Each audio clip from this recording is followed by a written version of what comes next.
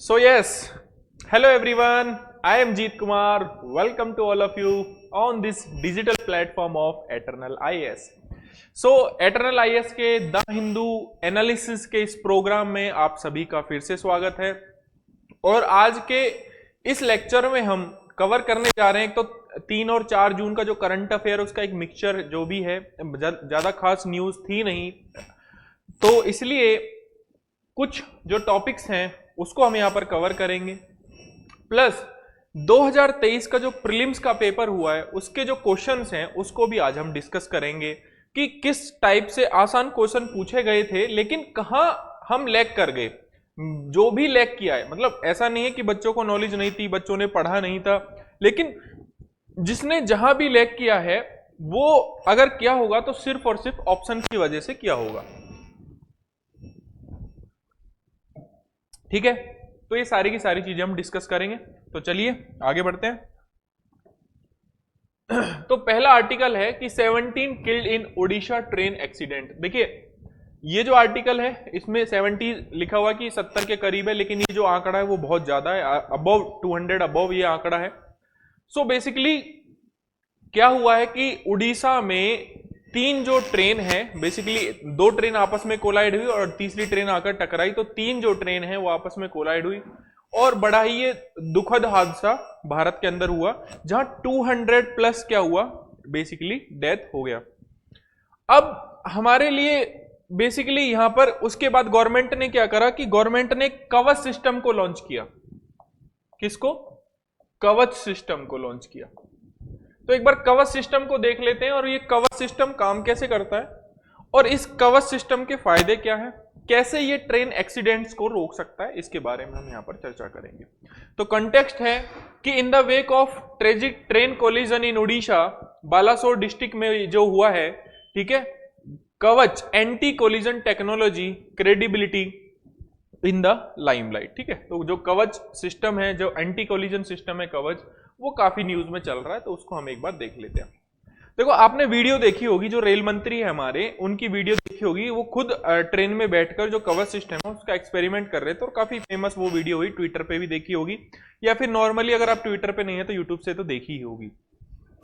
तो कवच सिस्टम करता क्या है? कवच सिस्टम क्या करता है कि जैसे 2 ट्रेन है मान लीजिए, ठीक है, ये 2 ट्रेन है मान लीजिए। सो ये आमने सामने से आ रही हैं, ठीक है, ये 2 ट्रेन आमने सामने से आ रही हैं और ये जो कवच सिस्टम है ये RFID जो टेक्नोलॉजी है उस पर वर्क करता है, जिस पर आपका बेसिकली अगर हम बात करें तो फास्टैग वर्क करता है ना, आपका जो फास्टैग है वो रेडियो फ्रीक्वेंसी पर वर्क करता है, तो ये भी इस पर वर्क करता है।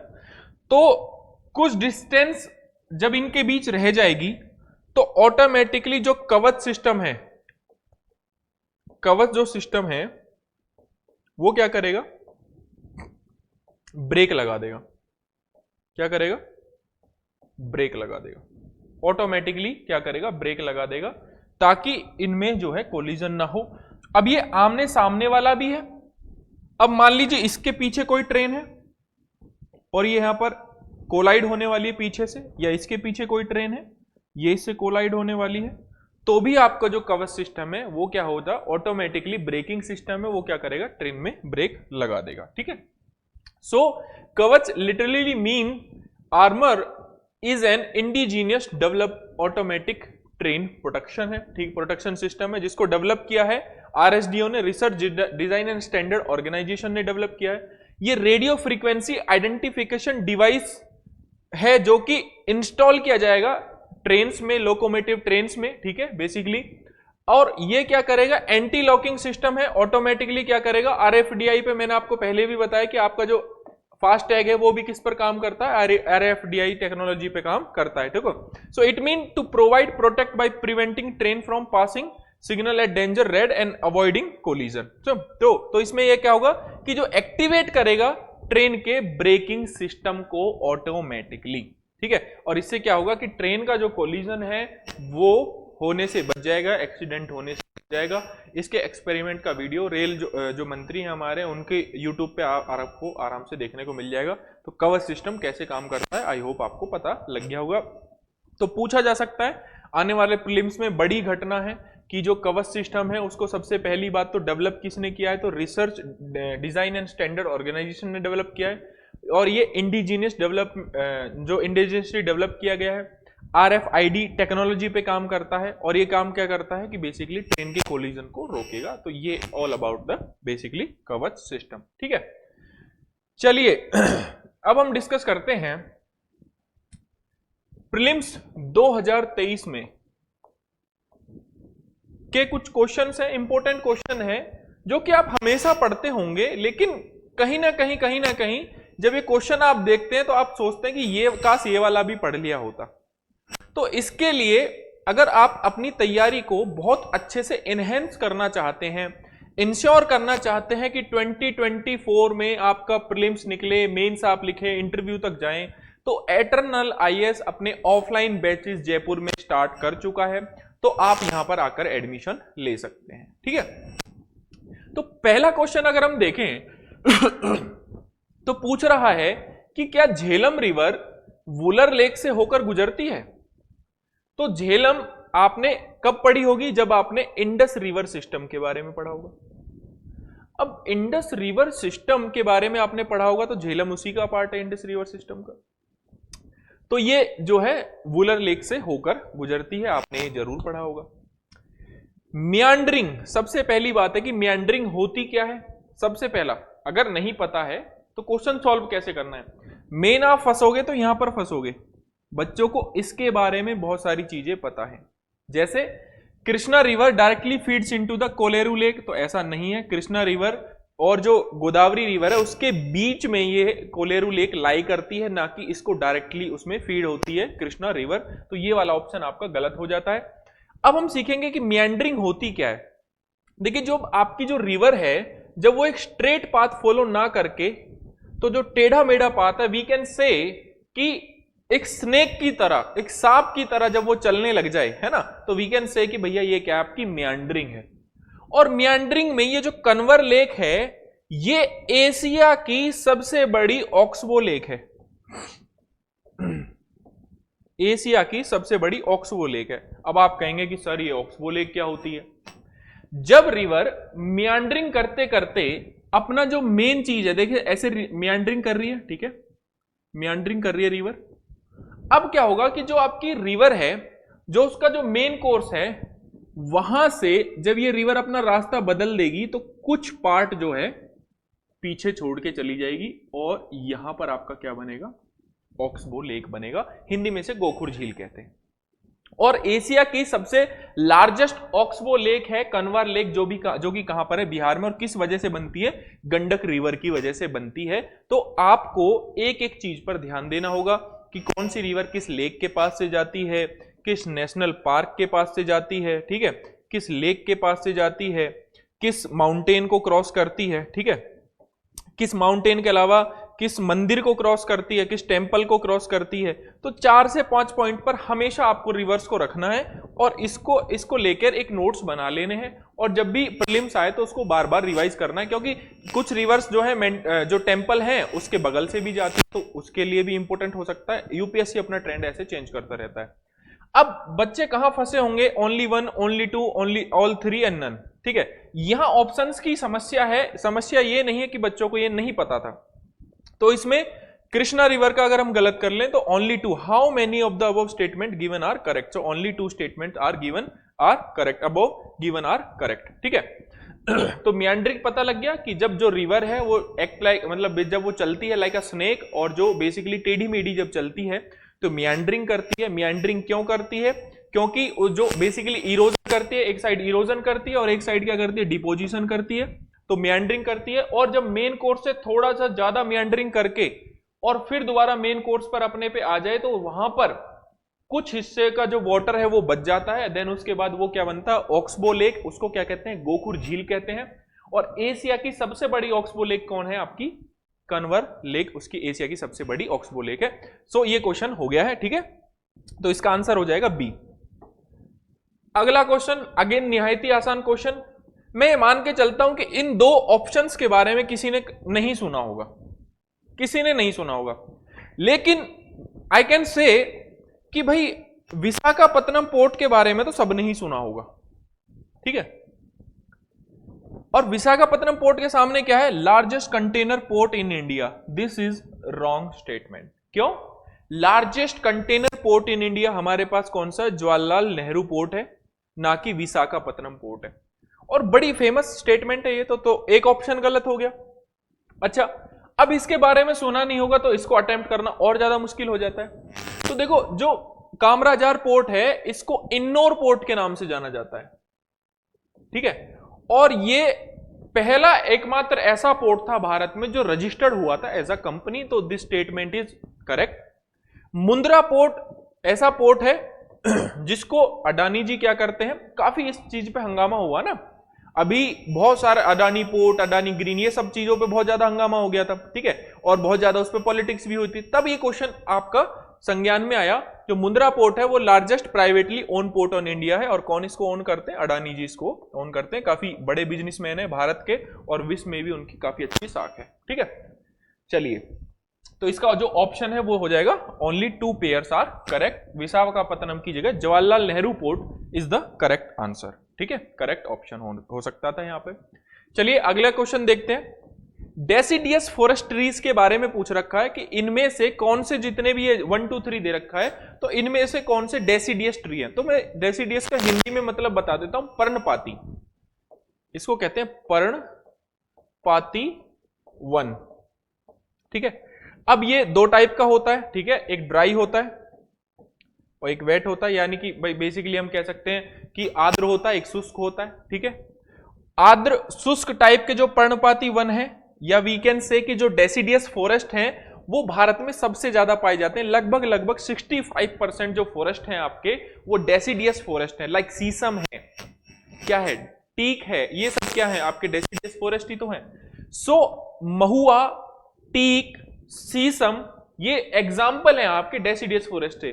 तो इससे ये पता लगता है कि जब आप ज्योग्राफी में या एनवायरमेंट में टाइप ऑफ फॉरेस्ट जब पढ़ो, तो जितने भी टाइप के आप फॉरेस्ट पढ़ रहे हो, तो एटलीस्ट उनके कुछ नाम याद रखो, कि मोस्ट फेमस नाम याद रख लो 8 से 10, कि ये जो पेड़ हैं, ये जो बेसिकली ट्रीज हैं, ये इस कैटेगरी में आते हैं। तो क्वेश्चन बना, 2 नंबर का क्वेश्चन था, काफी इंपॉर्टेंट क्वेश्चन था। अब हम बात करते हैं जैक फ्रूट की। जैक फ्रूट जो है आपका एवरग्रीन टाइप का ट्री है। कैसा ट्री है, एवरग्रीन टाइप का ट्री है, ना कि डेसिडियस फॉरेस्ट टाइप का ट्री है। सो हमारे जो 2 पेयर्स हैं वो क्या हो जाएंगे, इसमें करेक्ट हो जाएंगे, ठीक है। चलिए आगे बढ़े, अगला क्वेश्चन देखते हैं। देखो बड़ा अच्छा क्वेश्चन था ये, तो इसलिए अपने जितने भी कंट्रीज हैं, जब आप एग्रीकल्चर इकोनॉमी, ये जो क्वेश्चन है ना, ये एग्रीकल्चर इकोनॉमी प्लस ज्योग्राफी से मिलके बना है, इन दोनों चीजों से मिलके बना है। तो जब भी आप एग्रीकल्चर पढ़ें, चाहे इकोनॉमी में पढ़ें, और चाहे इंडियन इकोनॉमी में पढ़ें, और चाहे आप या फिर आप पढ़ें ज्योग्राफी में पढ़ें, तो अपने जितने भी आसपास के देश हैं या जो कंट्रीज हैं जिनसे बाउंड्री लगती है, या फिर एशिया में जिनकी प्रेजेंस बहुत ज्यादा है, उनसे थोड़ा एक बार कंपैरिजन जरूर कर रहे हैं। जैसे बांग्लादेश से हम टेक्सटाइल का कंपैरिजन करते हैं, तो यहां पर कंपैरिजन करके क्वेश्चन पूछा हुआ है, किसका आपका एग्रीकल्चर का, कि India has more arable area than China. Of course, लेकिन क्लियर होना चाहिए व्हाट इज एरेबल लैंड, जहां पर आपकी एग्रीकल्चर पॉसिबल हो सके, वो लैंड जहां पर एग्रीकल्चर की जाती हो। तो ज्यादा हमारे किसके पास है, इंडिया के पास है, मोर देन चाइना। तो वी कैन से ये वाला ऑप्शन आपका सही है। The proportion of irrigated area is more than in India as compare to China. नहीं, इरिगेटेड एरिया चाइना का ही ज्यादा है। The average productivity per hectare in Indian agriculture is more than China. नहीं, एग्रीकल्चर जो है प्रोडक्टिविटी है वो इंडिया की बहुत कम है चाइना के कंपैरिजन में। सो यहां पर आंसर हो जाएगा ए, ओनली 1, ठीक है। सो बांग्लादेश के साथ एटलीस्ट, बांग्लादेश, श्रीलंका, नेपाल और चाइना, 3-4 देशों के साथ एटलीस्ट कंपैरिजन रखना, ठीक है। और किसी चीज में पाकिस्तान आगे हो, जैसे कॉटन के मामले में मान लीजिए पाकिस्तान आगे है, तो एटलीस्ट क्या करना है आपको, उसमें कंपैरिजन में देख लेना और उसको याद रखना है, और उस पे नोट्स जरूर बनाने हैं, ठीक है। तो एक क्वेश्चन मैं आज आपको होमवर्क दे देता हूं। इस क्वेश्चन को पढ़कर इस क्वेश्चन को पढ़कर आपको क्या करना है, जैसे मार्शलैंड क्या होती है मैं बता देता हूं कि दलदल जो टाइप की भूमि होती है, जैसे सुंदरवन की जो भूमि है वो मार्शलैंड ही कहलाती है। सो इसको क्या करना है, कमेंट बॉक्स में आपको इसका आंसर देना है ABCD करके, ठीक है। चलिए आगे बढ़ते हैं, अगला क्वेश्चन देखते हैं। क्वेश्चन पूछ रहा है कि ilmenite and rutile evidently available in the certain coastal tracts of India are rich sources of which one of the following. देखो जब भी आप ये क्वेश्चन कहां से पूछा गया है, ये क्वेश्चन पूछा गया है ज्योग्राफी के, जब हम मिनरल्स की बात करते हैं ना, या फिर हम मेटल्स की बात करते हैं, मिनरल्स की बात करते हैं कि मेटल फेरस होता है, नॉन फेरस टाइप का होता है, या फिर मेटल नॉन मेटल होता है, ये डिफरेंट डिफरेंट मिनरल्स हम जब पढ़ते हैं, मान लीजिए हमने कोबाल्ट के बारे में, किसी कोबाल्ट के बारे में पढ़ा, हमने गोल्ड के बारे में पढ़ा, तो जब डिफरेंट डिफरेंट चीजें पढ़ते हैं तो हम देखते हैं कि जो इल्मेनाइट है एंड रूटाइल है, ये क्या है, आयरन ओर की तरह है। किसका ओर है, ओर क्या है, ore is a impure form of metal, ठीक है, ore is a impure form of we can say iron. तो ये बेसिकली एक रॉ फॉर्म है किसकी, टाइटेनियम की, ठीक है। तो इसका जो करेक्ट आंसर वो हो जाएगा आपका टाइटेनियम। चलिए आगे बढ़ते हैं। बड़ा सिंपल सा क्वेश्चन पूछा, आसान क्वेश्चन पूछा। जब भी हम कोई भी बेसिकली मान लीजिए गोल्ड के बारे में पढ़ें, कोबाल्ट के बारे में पढ़ें, लिथियम के बारे में पढ़ें, आयरन के बारे में पढ़ें, तो हमें 3 से 4 चीजों पर हमेशा याद रखना चाहिए कि कौन उसको सबसे ज्यादा एक्सपोर्ट कर रहा है। मान लीजिए आयरन ओर को सबसे ज्यादा एक्सपोर्ट कौन कर रहा है, सबसे ज्यादा उसको इंपोर्ट कौन कर रहा है, सबसे ज्यादा उसका प्रोडक्शन कौन कर रहा है, सबसे ज्यादा उसका प्रोडक्शन कौन कर रहा है, टाइप्स कितने हैं उसके, ठीक है, प्रोडक्शन करने के बाद यूजेस क्या है, ठीक है। तो ये सारी चीजें अगर हम करेंगे तो हमारा बेसिक कंपैरिजन हो जाएगा। और इंडिया को इसमें हमेशा शामिल रखना है कि इंडिया कौन सी पोजीशन पे है, ठीक है, कि इंडिया कौन सी पोजीशन में है, कि भाई इंडिया इसमें एक्सपोर्ट में कौन सी है, प्रोडक्शन में कौन सा है, इंपोर्ट में कौन सा है, ये सारी चीजें रखनी है। तो 3/4 ऑफ द वर्ल्ड कोबाल्ट है, पूछा हुआ है कि जो बैटरीज में यूज होता है। देखो आजकल ईवी व्हीकल जो है, इलेक्ट्रिक व्हीकल है, उसका जमाना हो गया है, ठीक है, और बहुत ज्यादा बेसिकली उसकी डिमांड बढ़ रही है, तो कोबाल्ट भी वहां पर यूज होता है बैटरीज में। तो उसके लिए सबसे ज्यादा प्रोडक्शन कौन कर रहा है, तो इसका सही आंसर हो जाएगा डेमोक्रेटिक रिपब्लिक ऑफ कॉन्गो। इसका क्या हो जाएगा, सबसे ज्यादा आंसर, सबसे मतलब जो प्रॉपर आंसर है वो हो जाएगा। और ये क्या करते हैं, प्रोड्यूस करते हैं किसको, कोबाल्ट को, वर्ल्ड का 3/4, ठीक। तो इसका आंसर हो जाएगा सी। चलिए आगे बढ़ते हैं। विच one of the following is a part of Congo basin.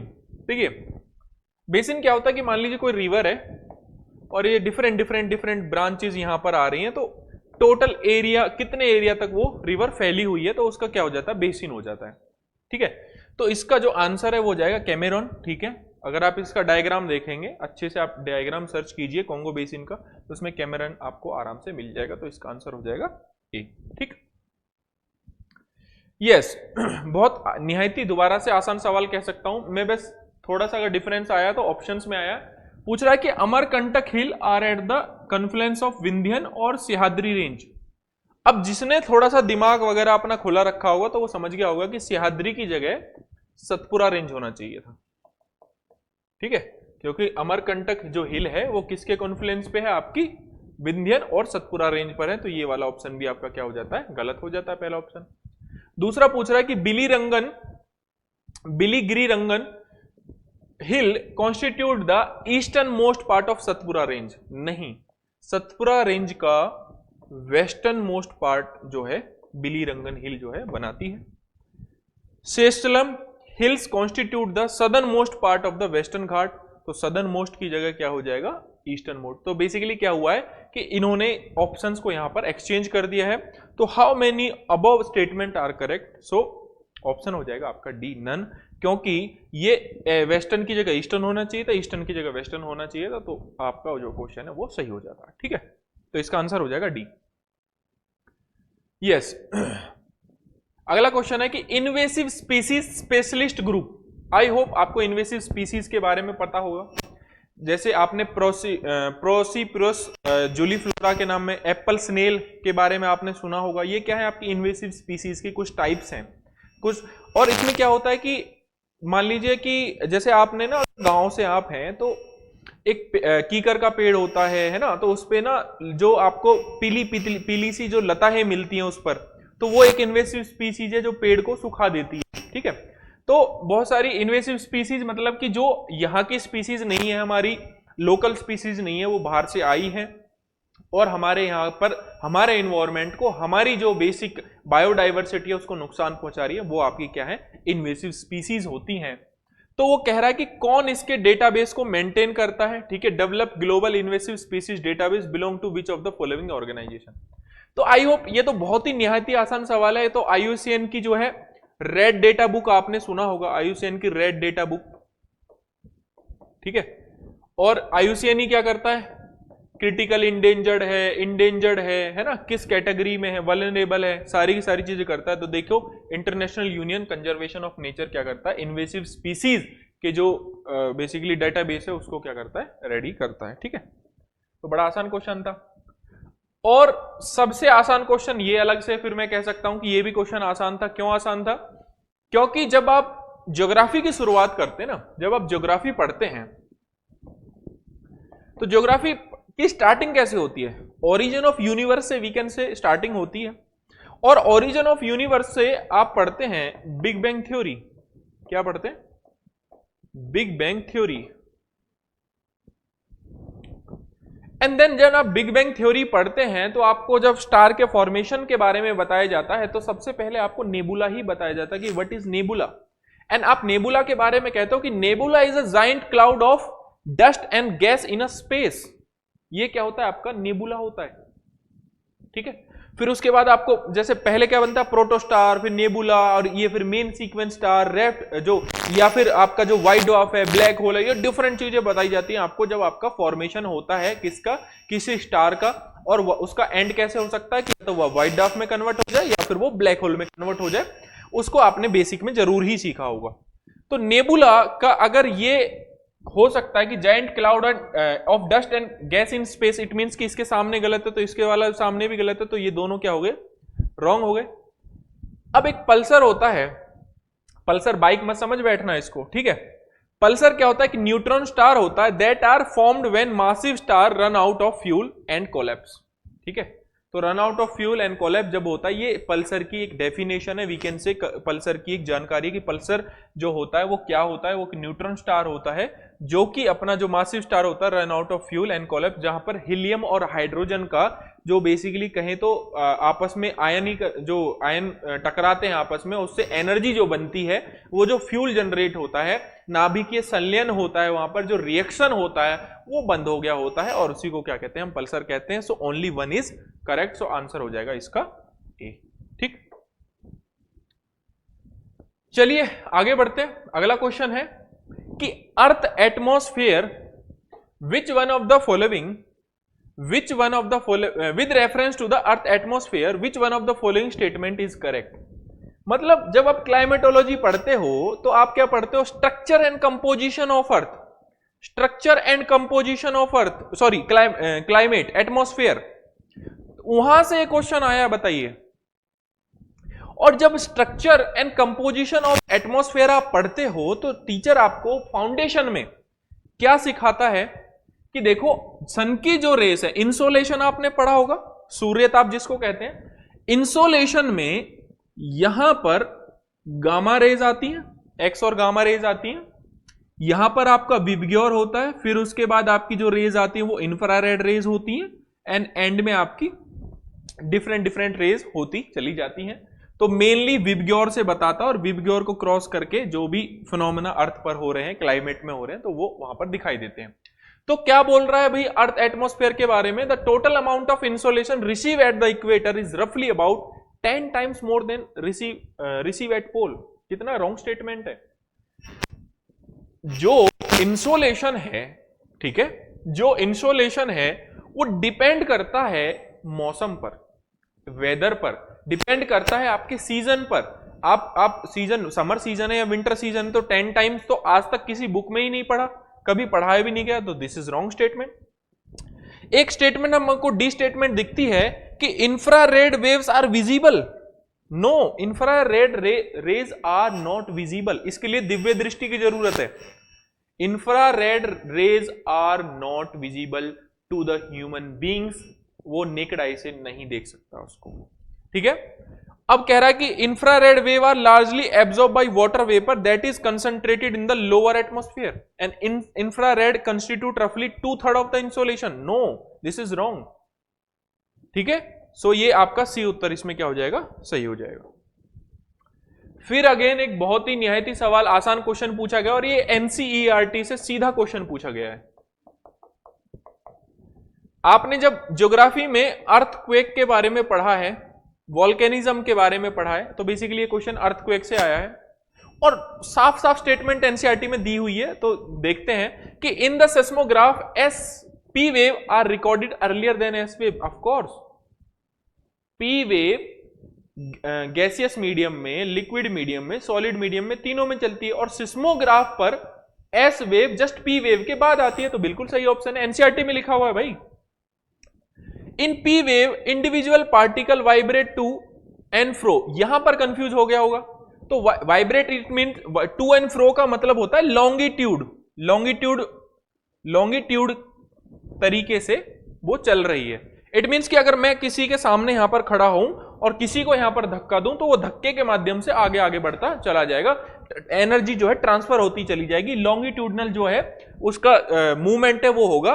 और जबकि एस वेव का जो मूवमेंट है वो एक तो परपेंडिकुलर होता है and up and down type का होता है। तो this statement is also correct और we can say statement 1, both 1 and 2 are correct, ठीक है। और ये आपको आराम से एनसीईआरटी में दिख जाएगी, ठीक है। आपने बहुत सारी चीजें अर्थक्वेक में पढ़ी होंगी, प्लेट्स के बारे में पढ़ा होगा, इसके अलावा रिलाई वेव हैं जो, और या we can say L waves हैं, है ना, उसके बारे में आपने पढ़ा होगा, ठीक। तो ये सारी चीजें हैं।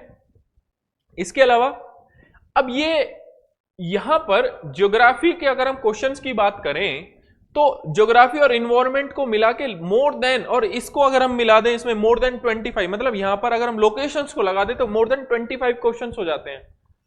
तो इसलिए ज्योग्राफी इन्वायरमेंट इंपॉर्टेंट हो जाता है।